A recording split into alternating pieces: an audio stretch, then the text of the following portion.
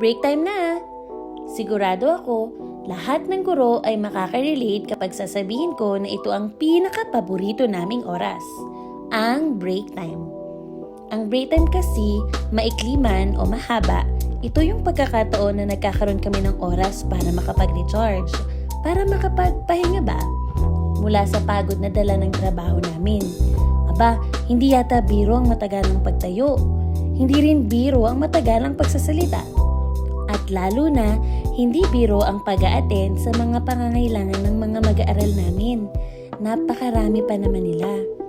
Kaya naman, madalas itong break time na ilalagay na lang namin sa pag-record ng mga quizzes, titingnan namin kung ano yung mga iba pang kailangan gawin.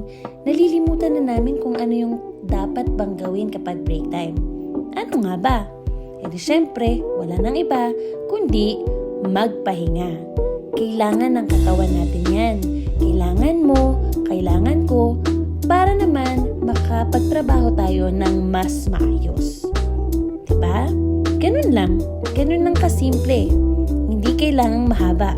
Baka mali tayo. Ang kailangan lang ay tamang pagpapahinga para mas makapagtrabaho. Klase na, hanggang sa muli!